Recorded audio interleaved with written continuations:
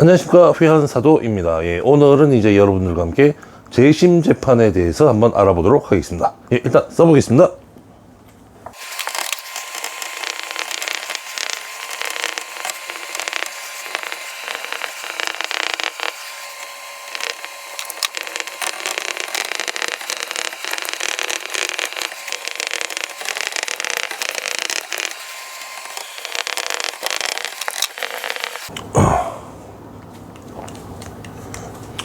자, 재심 재판이 뭐냐면 이제 우리가 전에 한번 제가 법에 관련해서 일사부재리 원칙이라고 이제 그거를 이제 올렸는데, 한번 이제 확정 판결이 난 재판은 다시 그것을 거론하지 않는다, 뭐 그런 건데, 근데 이제 단 유일하게 이제 한번 거론할 수 있는 게 이제 재심이라고, 재심 재판인데, 이거는 이제 어떤 때 해야 되냐면은 피고인, 그러니까 이제 가해자 측 당사자죠. 가해자 측 당사자, 피고인의 어떤 이익을 위해서 어떤 예를 들면 잘못된 뭐 증거나 어떤 조작된 증거, 아니면 허위 진술, 허위 조작, 하여간 뭐 증거를 뭐 이렇게 조작하거나 허위로 했거나, 아니면 뭐 어떤 법관들의 어떤 실수나 잘못, 하여간 뭐 재판에 관여한 여러 가지 어떤 점 중에 문제가 있었다고 생각되는 것을 바로잡기 위해서, 그것을 어떤 피고인의 이익을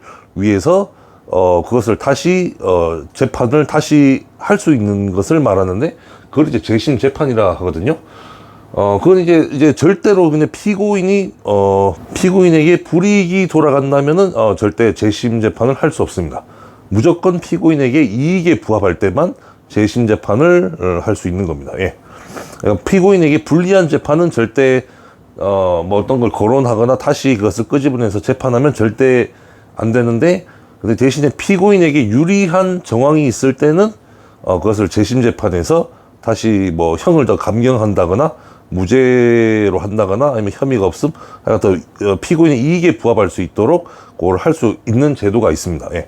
그 목적이 뭐냐면은, 일단 피고인의 잘못된 재판에서 온 판결의 오류를 바로잡고 억울한 피고인의 피해를 최소화하고 그 피해를 회복시켜 주기 위해서입니다. 예. 제가 아까 말씀드린 대로 이렇게 한번 더 다시 써보면,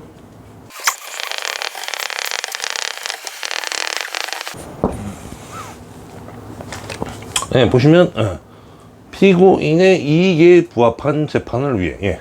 목적은 간단하게 말하면 피고인의 이익에 부합한 재판을 위해서 다시 재심 재판을 할 수 있다. 뭐 지금은 뭐 별로 없었지만, 옛날에는 뭐 어떤 뭐 범인을 잡기 위한 실적을 달성하기 위해서 형사님들께서 뭐 강제 자백을 하기 위해서 고문이나 어떤 협박, 폭행, 뭐 구타, 이런 걸로 이제 거의 뭐 네가 범인이듯이, 거의 뭐 솔직히 그 사람이 범인이 아닌데도 뭐 어떤 형사나 경찰에서 그 실적을 내기 위해서 뭐 이게 잘못된 뭐 증거나 조작된 진술 증거로 이게 뭐 그냥 범인도 아닌데 범인이 된 경우가 간혹 있었기 때문에, 그런 경우, 예를 들어 그런 경우에서는 이제 재심 재판을 해야 되죠. 왜냐하면 무죄를 입증해야 그 사람의 뭐랄까 명예도 회복이 되고 또 보상도 받을 수 있기 때문에, 일단 재판을 다시 해서 판결이 무죄나 아니면 혐의 없음, 아니면 뭐 그렇게 나야 자기가 이제 뭐 보상도 받을 수 있고 뭐 명예도 회복되는 거죠.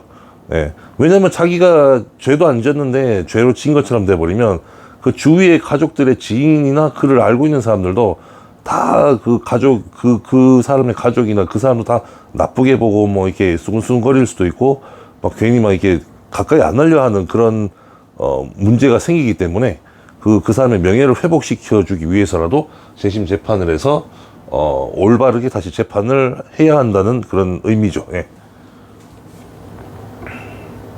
그럼 이제 재심 재판의 또 청구권자는 누군지 또 알아보도록 하겠습니다. 청구권자가 있는데요. 예. 예. 한번 적어보도록 하겠습니다.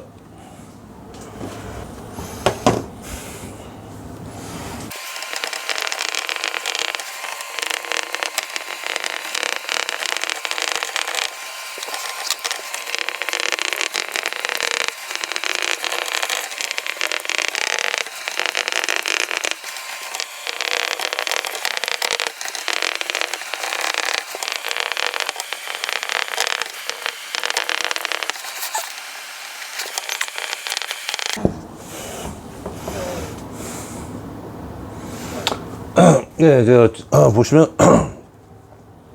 재심 재판의 청구권자는 일단 뭐 법률적으로 어떻게 되어 있냐면은 첫 번째는 검사가 재심을 청구할 수 있고요. 그다음에 뭐든지 이제 이거는 이제 거의 피해자 측의 당사자거든요. 검사는.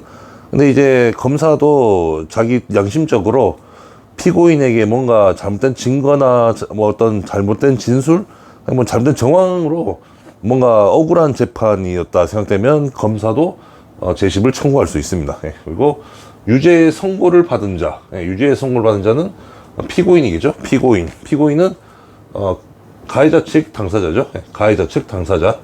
그다음에 유죄 선고를 받은 자의 법적 대리인, 예, 변호사를 말하겠죠. 변호사. 예, 그다음에 유죄 선고를 받은 자가 사망, 심신장애가 있을 경우, 그러니까 유죄 선고를 받은 자, 피고인이 사망했거나 심신장애가 있다 이럴 때는, 이 심신장애가 있을 경우에는 그 배우자 또는 직계 친족이죠. 뭐 가족이나 뭐 이게 아버지, 어머니, 뭐 동생, 뭐 이렇게 형, 이게 직계 친족, 그다음에 형제자매, 이렇게가 이제 재심을 이제 청구할 수 있는 청구권자가 됩니다. 법적으로. 예, 이렇게 청구권자가 됩니다. 예.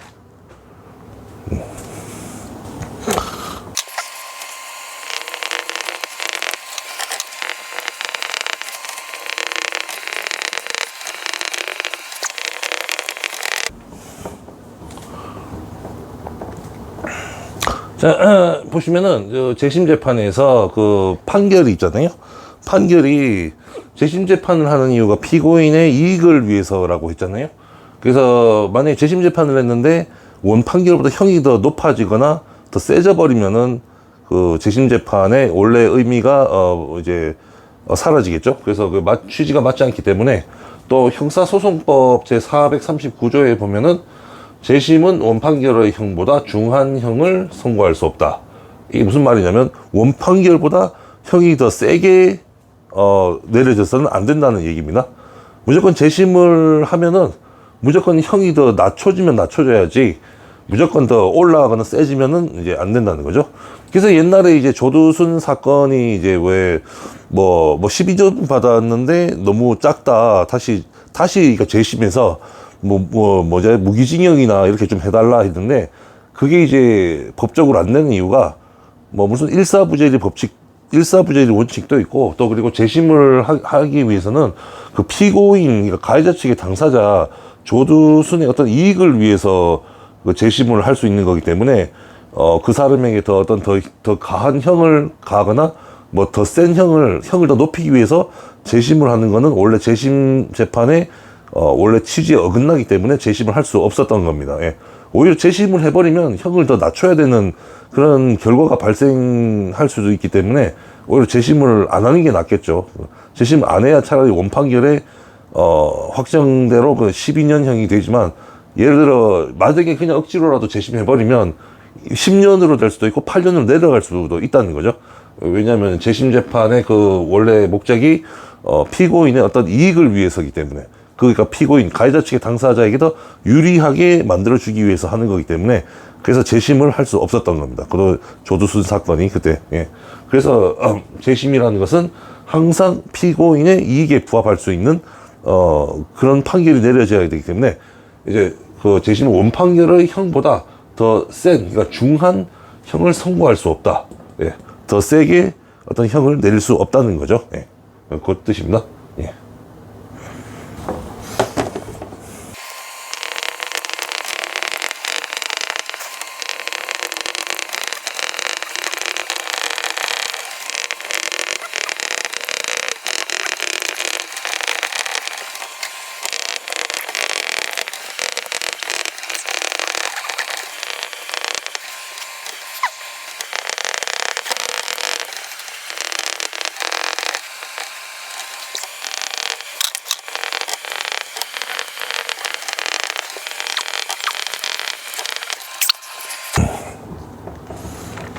네, 보시면 이제 대한민국 헌법 제 34조 여기 보시면은 대한민국 빠졌네.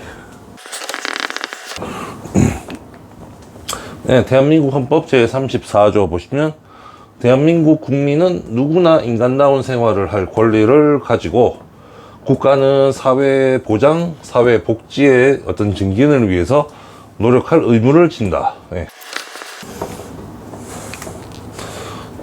네. 국가는 사회 보장, 사회 복지의 증진을 위해 노력할 의무를 진다. 네. 청소년과 노인의 복지 향상을 위해 노력하고 신체 장애 및 질병, 노령의 이유 및 기타 사유로 생활 능력이 없는 국민은 국가의 보호를 받는다. 이제 헌법에도 이제 이런 사회적 약자층을 위해서 국가가 보호해야 할 의무를 이제 명시하고 있습니다. 이 얘기를 왜 하냐면은 피고인이 솔직히 여러분들께서 생각하실 때는 가해자가 범죄를 저지르는 사람이지 않습니까? 근데 이제 일반 대다수 국민분들이 하는 말씀이 왜 그게 범죄를 저지르는 사람 인권을 왜 그렇게 챙겨주고 왜 이렇게 보호를 해주고 뭐 이렇게 자꾸 이렇게 감싸주느냐 그렇게 얘기를 하시는데 그 왜냐면은 이제 사람은 누구나 살아가면서 완벽한 사람이 없습니다. 완벽한 사람도 없고 뭐 물론 자기가 죄 안 짓고 살아갈 자신도 있고 뭐 남에게 절대 해코지 않는 자신은 있지만 살다 보면 이제 또 그게 그렇게 마음대로 안 된다는 것을 여러분들께서도 잘 아실 겁니다. 뭐 어떤 상황이 뭔가 안 좋거나 자기도 모르게 어떤 뭐 애군이 낀다. 뭔가 날짜, 장소, 시간, 뭔가 상황이 뭔가 이상하게 뭐 이래저래 안 좋게 겹쳐버리면은 자기도 모르게 나쁜 상황이나 나쁜 일이 발생할 수도 있다는 거죠. 그래서 이제 사람은 누구나 피고인이 될 수도 있고 가해자가 될 수도 있고 또 피해자가 될 수도 있고 뭐 이러기 때문에 누구든지 피고인, 그러니까 가해자가 될 수 있다는 얘기죠. 예. 그것에 이제 기인해서 누구나 피고인이 될 수 있고 누구나 가해자가 될 수 있기 때문에 곧 가해자, 피고인의 인권 보호가 곧 나도 나중에 혹시라도 모를 피고인이 될 수 있음에 대비해서 그 인권을 옹호해주면 나중에 자기도 피고인이 돼서 가해자가 되면 그 인권 보호를 받고 어떤 보호를 받을 수 있다는 얘기죠. 물론 자기는 절대 나쁜 일을 안 할 자신이 있는 분들은 아마 그 기분 나쁘게 들을 수도 있겠지만 사람 일이라는 게 모르는 겁니다. 이게 자기 앞날을 확실히 막 100% 다 아는 분도 없고 자기 인생의 앞일을 다 아시는 분도 없기 때문에 이렇게 물론 예를 들어서 교통사고 같은 게 대표적인 거죠. 교통사고도 이렇게 운전하다가 이렇게 어쩌다 컨디션이 안 좋거나 날씨가 안 좋거나 기상 상황이나 도로 사정이 나빠버리거나 아니면 다른 차들에서 시비를 걸거나 이런 경우에는 자기도 모르게 가해자가 될 수 있다는 거죠. 예를 들면 교통사고에서 또 아니면 이제 지나가다가 어깨 부딪혔는데 그냥 참고 지나가려 했는데 이상한 소리를 해가지고 격분해서 싸움이 붙어서 이래저래 또 안 좋은 상황에 말릴 수도 있고 사람의 일이라는 것은 모르기 때문에 누구든지 가해자가 될 수 있고 피고인이 될 수 있다는 그 전제하에서 피고인을 보호하기 위해서 그 법을 다 이렇게 만든 건데 왜 피고인을 위하냐? 피고인은 솔직히 사회적 시선에서 보면 갑입니까? 을입니까? 을이죠. 일반 사람들이 사람 취급을 안 하죠. 죄인은 이제 일반 사람들이 사람 취급도 안 하고 동물보다 못한 존재로 보기 때문에 그냥 최고의 을입니다. 최고의 밑바닥 그 신분이기 때문에 이제 국가는 말씀드린 것처럼 사회적 약자를 꼭 보호해야 할 의무가 있죠. 그래서 이제 그 죄인들도 어쨌든 최저층의 사회적 약자이기 때문에 또 그 죄인들마저도 국가가 또 보호를 해야 하기 때문에 그 법에서도 다 피고인을 보호하는 그런 법적 조치나 제도들이 다 있는 겁니다. 예. 그리고 또 이제 재판을 받고 할 때는 또 피해자가 또 갑이죠. 가해자 측 피고인보다는 피해자 쪽이 아무래도 벌을 받는 게 아니라 벌을 주는 입장이고 나는 이렇게 피해를 받았으니까 저 사람들 벌을 주라는 식으로 그런 입장이고 합의도 또 이렇게 빌면서 무릎 꿇고 빌면서 합의 제발 좀 해주세요라고 이렇게 그냥 합의를 할까 말까 이렇게 자기가 조금 더 우위에 있는 입장이기 때문에 이제 재판 받을 때는 갑의 위치거든요, 피해자가. 물론 범죄 상황에서는 가해자가 갑이고 피해자가 을이겠지만 그 범죄 상황이 끝나고 이제 또 수사가 시작되고 재판을 받고 하면 피해자가 갑입니다. 피해자가 갑. 그렇기 때문에 이제 물론 이제 피해자가 범죄에서는 좀 억울하게 당했겠지만 그렇다고 또 피해자 입장에서 무조건 이런 식으로 벌을 주라 마라 이렇게 할 수 없는 게 물론 피해자 입장에서는 무조건 자기한테 해코지하면 다 사형시키고 싶겠죠.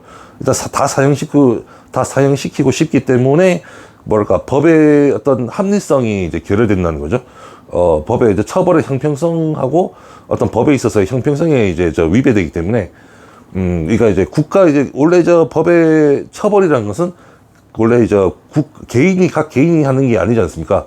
개인이 그 복수를 하기 시작하면 맨날 첫날 이제 일도 안 하고 맨날 서로 간에 복수 혈전이 일어나기 때문에 뭐 맨날 뭐 두 집안, 두 가문 간에 맨날 결투, 복수 혈전이 일어나기 때문에 그런 사회 질서가 그냥 엉망이 되기 때문에 일단 국가가 개입해서 그거를 이제 중재하는 거죠, 국가라는 공권력으로 그 피해자와 가해자에게 어떤 처벌을 내리고 어떤 그 죄형 법정주의에 의해서 어떤 이런 죄는 어떻게 처벌하는 게 더 명시되어 있으니까 거기 이제 국가에서는 그 법관이라는 그 분에게 그 일을 위임해가지고 그러니까 검사죠, 검사 그리고 또 그것을 판결하는 판사를 또 위임하고 또 저 피해자 측에서는 또 변호사 그렇죠, 변호사 자신의 법정 대리인을 또 선임해서 서로 간의 법정으로 재판을 하면서 그렇게 이제 어떻게 처벌하면 좋을까 뭐 어떤 일이 있었으니까 뭐 이걸 이제 서로 간에 조율하는 거죠. 예. 근데 이제 피해자 측의 당사자는 아닙니다. 예. 피해자 측은 그냥 이제 말 그대로 그냥 피해를 받은 사람이지 그 피해자 측의 당사자는 검사가 됩니다. 검사가 그 모든 권한이 있기 때문에 왜냐하면 이제 피해자는 그냥 일반 개인 국민이기 때문에 법에 대한 지식이 없을 수도 있고 법에 대해서 조금 모르는 경우가 있기 때문에 법에 대해서 잘 아는 검사가 그거를 이제 일임해서 다 그거를 이제 하는 거죠. 예.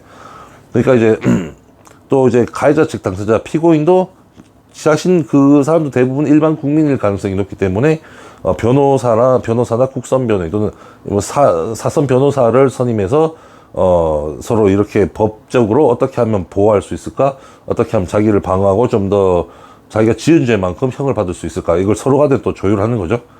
또 판사님은 또 이제 검사님과 변호사님의 어떤 얘기를 듣고 서로 간에 또 저간에 조율해서 올바른 판단을 내리고 이 과정은 이제 합리적이고 이성적이라는 거죠. 그냥 검사님, 변호사님, 판사님 없이 막 자기들끼리 내가 저놈을 복수하겠어, 저놈을 내가 없애버리겠어. 맨날 이래보면 맨날 첫날 서로 간에 암투가 벌어지고 싸움 나고 사상이라도 날 수도 있고 맨날 다치고 또 서로 간에 불안해요. 그러면은 또 뭐 이렇게 자기들이 이제 복수했지만 또 내일 모레 또 공격해 올 거라는 서로 간에 불안하고 서로 간에 또 뭐 마음도 편치 못하고 하기 때문에 국가라는 거대한 공권력이 투입돼서 그 두 가해자와 피해자 사이에 어떤 중재를 해주는 게 가장 올바르고 합리적이다. 네, 그렇게 해서 이것이 바로 대한민국의 법치 질서라는 거죠. 예. 자, 그러면은 잘못된 재판에서 오는 억울함 또는 피해라고 했는데 어떤 오류가 있는지 그 요소들이 뭐가 있는지 한번 또 알아보도록 하겠습니다.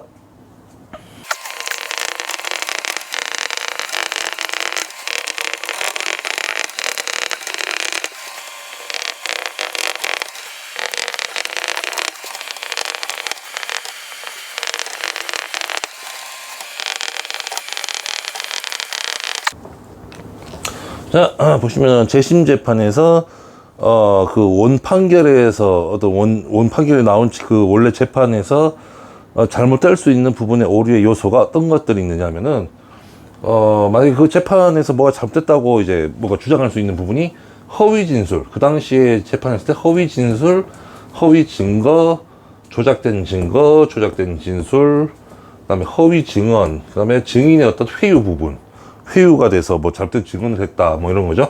부정 정황 또는 부정 인맥 관계, 그다음에 법관들의 어떤 뇌물 금품 수수 혐의 이런 건데, 부정 정황은 말 그대로 뭔가 어떤 담합을 했다거나 자기들끼리 뭐 피해자 측에서 담합을 했다, 뭐 완전 없는 사실도 있는 것처럼 꾸며냈다, 뭐 그런 부정 정황을 말하는 거고, 부정 인맥 관계, 그러니까 뭐 이제 어떤 법관의 어떤 친지나 가족이 피해자가 됐다 이렇게 생각해 보십시오. 그럼 뭔가 이제 가해자가 뭔가 더 불합리한 판결을 내릴 수도 있다고 이렇게 생각이 들 수 있죠. 네, 그런 부정 인맥 관계, 그다음에 법관들의 뇌물 금품 수수, 네, 법관들의 뇌물 금품 수수. 뭐 예를 들어서 피해자 측에서 뭐 이제 뭐 어떤 저 사람을 가해자를 피고인을 좀 형을 좀 세게 매겨달라. 그래서 뭐 이렇게 돈을 막 이렇게 뭐 수억씩 줄 수도 있고, 이러면은 이제 그 판사님들이나 이게 그분들이 뭐 검사님들이나 판사님들이 검사님들에게 돈 먹이고 판사님들한테 돈 먹이면은 막 형을 세게 주고 또 판결을 세게 내려버리면은 이게 이제 피고인은 자기가 지은 죄만큼만 처벌받고 형을 살아야 되는데 자기가 지은 죄보다 더 불합리하게 더 많이 억울하게 더 형이 더 부과돼서 더 억울하게 더 살 수도 있다는 얘기죠. 이런 경우들이 이제 잘못된 재판에서 올 수 있는 오류의 부분들이죠. 오류가 올 수 있는 그런 요소들이죠. 이런 것들이. 예. 예. 그러니까 이제 자기가 이게 본인들이 형을 살다가 뭔가 이런 잘못된 정황이나 잘못된 증거들 이렇게 밝혀지고 또 뭐 자기의 피고인에게 유리한 어떤 정황이나 증거들이 쏙쏙 나오면은 재심 재판을 해서 다시 형을 깎아야 된다는 얘기죠. 예, 그렇게. 예, 오늘은 이제 여러분들과 함께 재심 재판에 대해서 여러분들과 함께 얘기를 나눠보았고요. 전에 이제 일사부재리 원칙을 전에 한번 올렸는데 거기 이제 뭐 반응이 되게 좋아가지고 거기에서 또 한 번 더 내용을 또 이런 내용도 또 한 번 더 공부해가지고 올려보도록 지금 하고 있는 겁니다. 예, 그래가지고 일사부재리 원칙, 이중처벌금지 원칙의 그게 이제 어떤 한 사건에 건드릴 수 없는 영역이지만 다시 피고인에게 뭔가 더 유리한 어떤 요소나 정황들이 드러나면 재심 재판도 할 수 있다. 이런 거를 이제 알아두시면 될 것 같습니다. 예. 네, 오늘은 여러분들 재심 재판에 대해서 얘기했고요. 다음에 더 신박하고 즐겁고 재미난 내용으로 여러분들과 함께 만나 뵙도록 하겠습니다. 감사합니다.